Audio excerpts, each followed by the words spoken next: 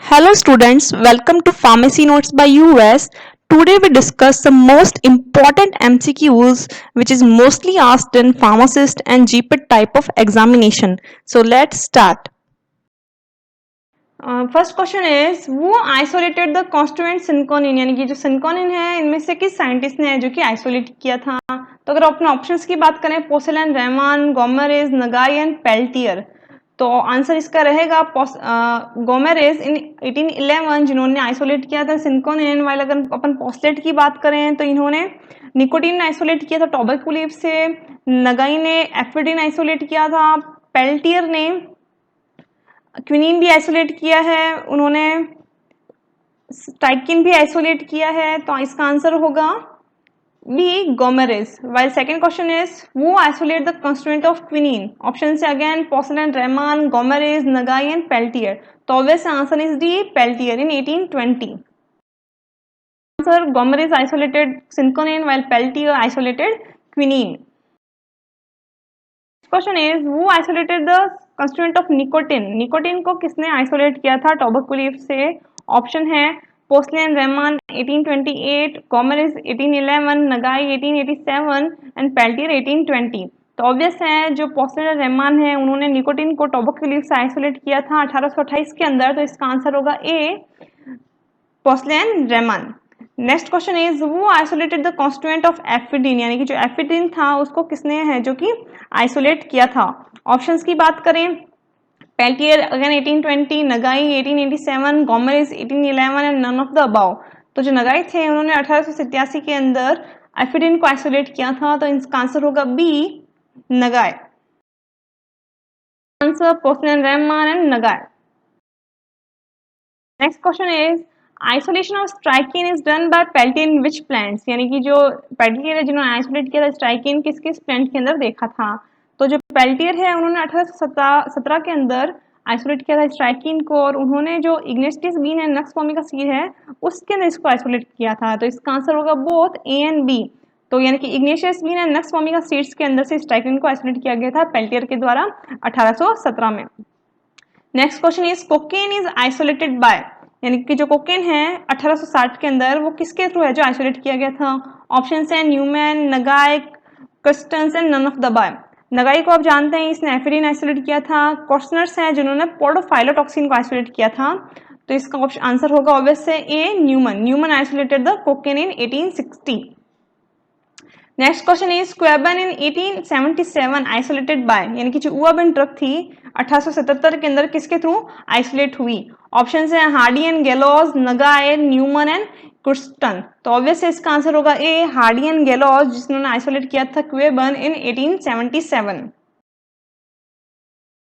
Ignatius Bean and Nux vomica both used to isolate strychnine. Newman isolated cocaine while Uaban isolated by Hardy and Gallows. Question is question in which year isolate podophyllotoxin यानी कि यहाँ पे दो तरीके से question पूछ लिया है। एक तो आपको ये पूछ सकते हैं किस ड्रग को आइसोलेट किया गया, एक ये पूछ सकते हैं किसने आइसोलेटेड की, और तीसरी चीज ये पूछी जा सकती है कि किस साल आइसोलेटेड की गई।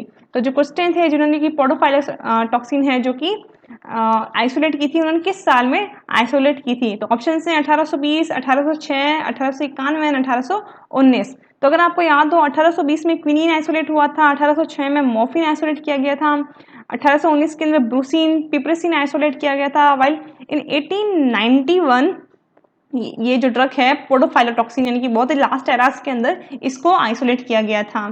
तो ऑप्शन होगा सी 1891। पोडोफाइलोटॉक्सिन है जो कि एक तरीके से कैंसर ड्रग है उसके ट्रीटमेंट में काम आती है। Next question is in which year morphine from opium was isolated यानी कि जो शुरुआती दौर था जब जस्ट आइसोलेशन होना शुरू हुआ था वो कौन सा साल था जिस समय मोफिन से ओपियम से मोफिन को आइसोलेट किया गया था। तो ऑप्शन है 1803, 1820, 1817 एंड 1806। तो अगर अपन वन बाय वन याद करें तो 1806 के अंदर मॉर्फिन है जो कि आइसोलेट किया गया था ओपियम से, वाइल 1803 के अंदर नार्कोटिन बाय ओपियम आइसोलेट हुआ था, 1820 के अंदर अगेन क्विनीन, कॉल्चिसिन हुए थे, 1817 के अंदर इमिडिन है जो कि आइसोलेट किया गया था। तो इसका आंसर होगा 1806। ये इस तरीके के क्वेश्चन बहुत बार जीपेट के अंदर पूछे जाते हैं। 1891 and 1806. Question is biological source of वसाका is, यानी कि जो बायोलॉजिकल सोर्स है वसाका का वो क्या है।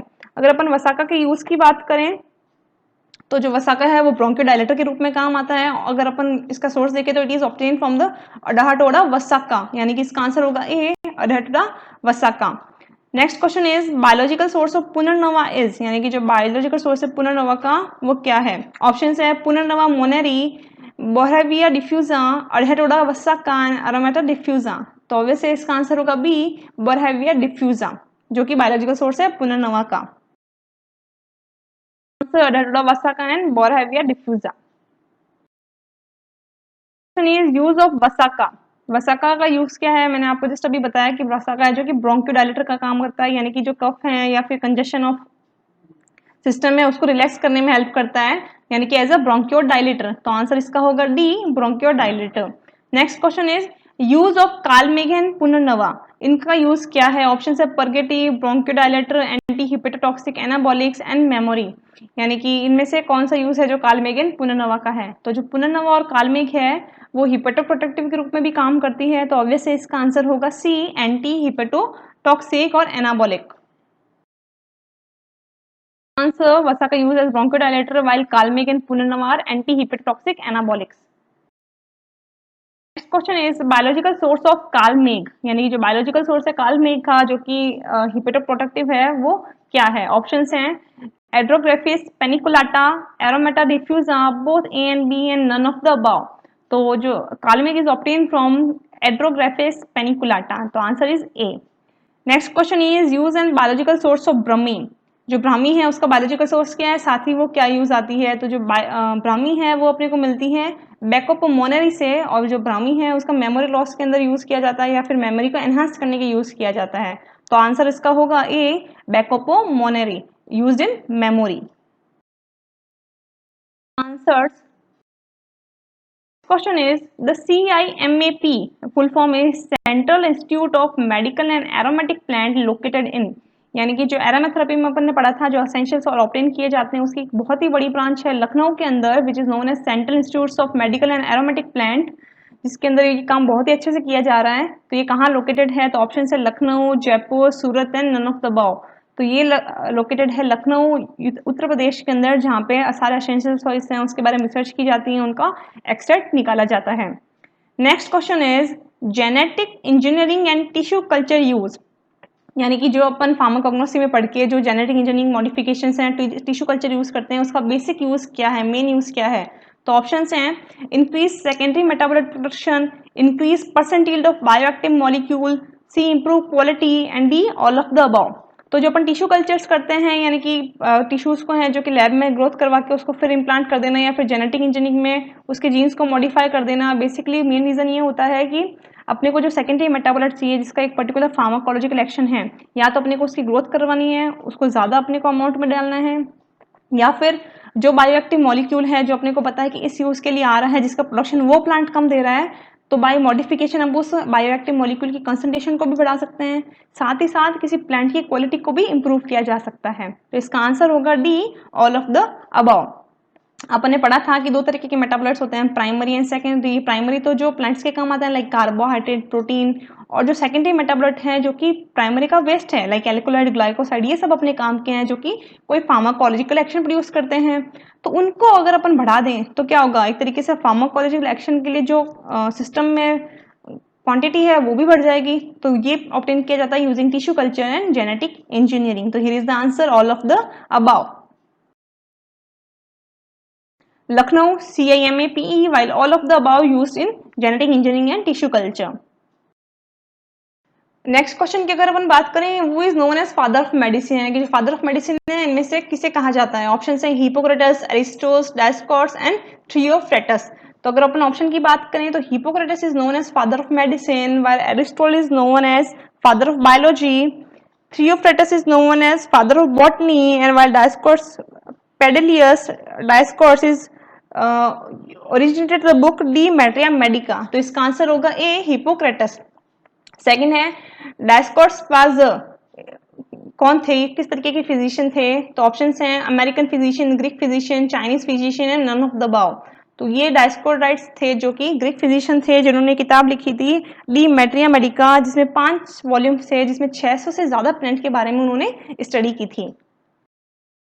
Here the answer, father of medicine is Hippocrates and Dioscorides is a Greek physician. Next question is Papyrus Ebers, which contains 700 medicine herbs and more than 870 formulas in a document of, यानी कि ये जो document है किसका है? Options हैं Indian, American, Egyptian and none of the above. तो ये पेपरस एबर्स है वो एक इजिप्टियन, सबसे ओल्डेस्ट इजिप्टियन डॉक्यूमेंट है जिसके अंदर पेपर्स एबर्स करके एक पेड़ था, उसके जो छाल थे उसके ऊपर है जो कि सारी की सारी इंफॉर्मेशन लिखी गई थी। आंसर इसका रहेगा सी, इजिप्टियन।